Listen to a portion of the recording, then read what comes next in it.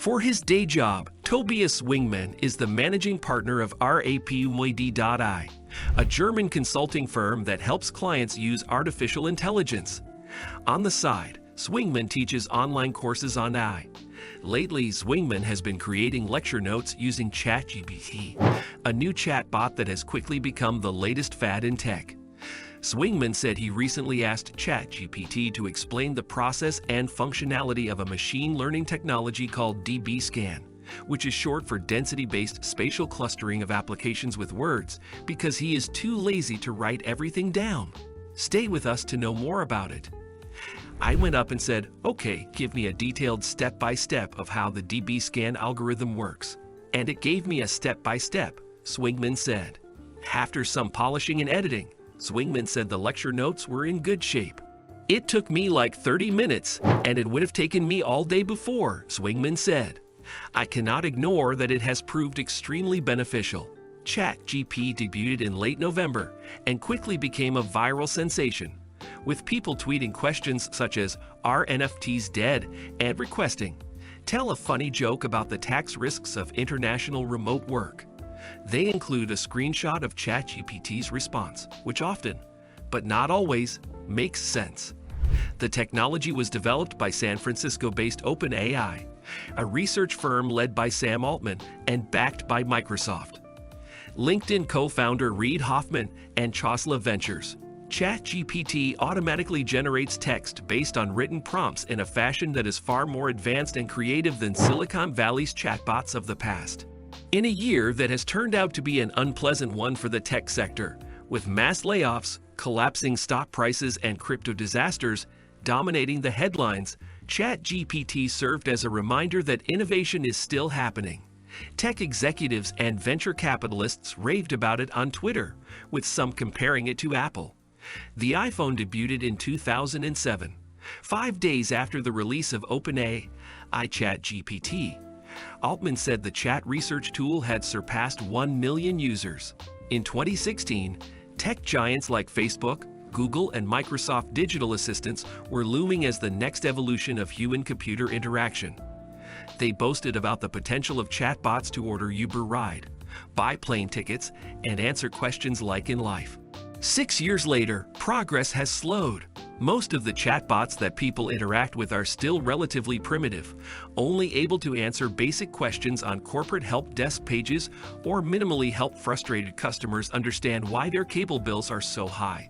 But with early ChatGPT adopters developing software code, as well as demonstrating the technology's ability to run conversations through multiple queries, the world of so-called natural language processing appears to be entering a new phase.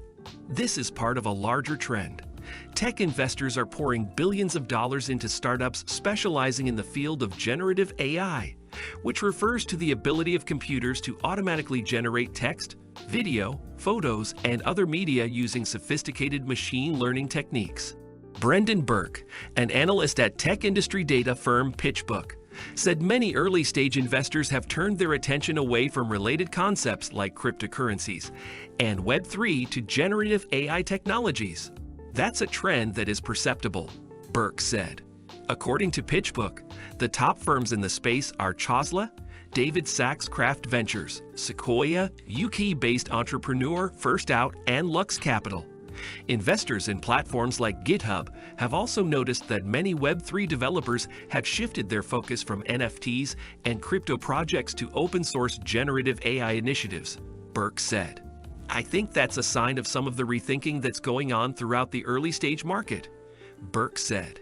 ChatGPT is essentially a variant of OpenAI's popular GPT 3.5 language generation software designed to carry conversations with humans. According to the OpenAI summary of the language model, some of its features include answering follow-up questions, challenging incorrect premises, rejecting inappropriate questions, and even admitting its mistakes. ChatGPT was trained on large amounts of text data. It learns to recognize patterns that enable it to create its text by mimicking different writing styles, said Bern Elliott, a vice president at Gartner. OpenAI doesn't disclose what specific data was used to train ChatGPT, but the company says it typically crawls the web, using archived books and Wikipedia. OpenAI declined to comment on this story. Elliott says that for now, Chat GPT is a way for OpenAI to gain publicity and show what's possible with big language models, as opposed to a useful piece of software for businesses to incorporate. Although Chat GPT is free, OpenAI sells access to its underlying language and related AI models for business use. Chat GPT, as currently conceived, is a parlor trick, Elliott said. It's something that isn't itself going to solve what people need, unless what they need is sort of a distraction. However, Swingman is not alone in using Chat GPT for more advanced purposes. Kai Gogwilt, Chief Technology Officer at digital contract management startup Ironclad, said his company is exploring how Chat GPT can be used to summarize changes in legal documents.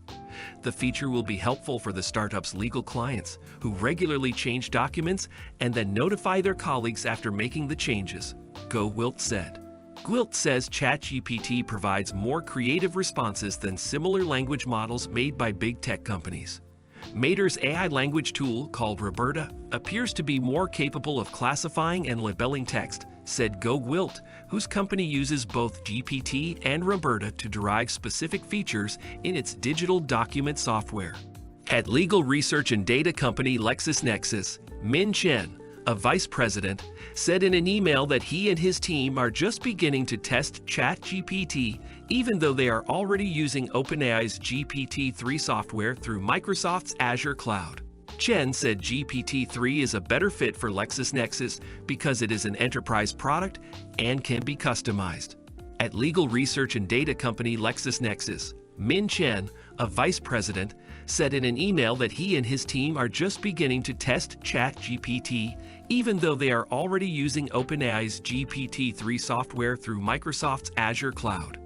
Chen said GPT-3 is a better fit for LexisNexis because it is an enterprise product and can be customized. Chen said GPT-3 is a better fit for LexisNexis because it is an enterprise product and can be customized. However, his team is experimenting with ChatGPT, and he says it sometimes produces very impressive, intelligent answers. However, it has its drawbacks. I am afraid it's not reliable enough as a decision-making tool for serious legal research, Min said. In some cases, ChatGPT will give a very verbose answer that seems to make sense, but the answer is not getting the facts right. There's also the bias problem, which is true for many kinds of AI-powered software.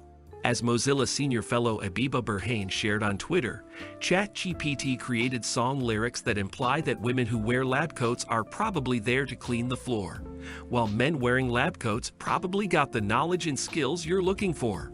Regarding ChatGPT's limitations, OpenAI said in a blog post that while the firm is working to mitigate bias issues, the software will sometimes respond to malicious instructions or exhibit biased behavior.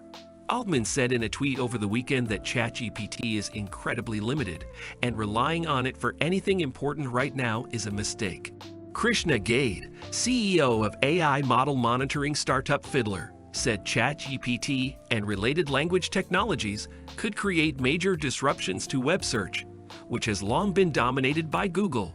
Jade, who previously worked at Microsoft's Bing search unit, said if ChatGPT's popularity continues to grow along with other chat-based tools that answer questions, Google may need to update its core search technology at the heart of chat.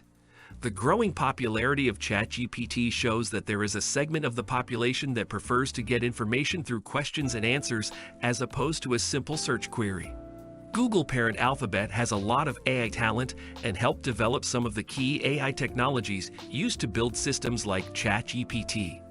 Search engines are also a habit that is very difficult to displace.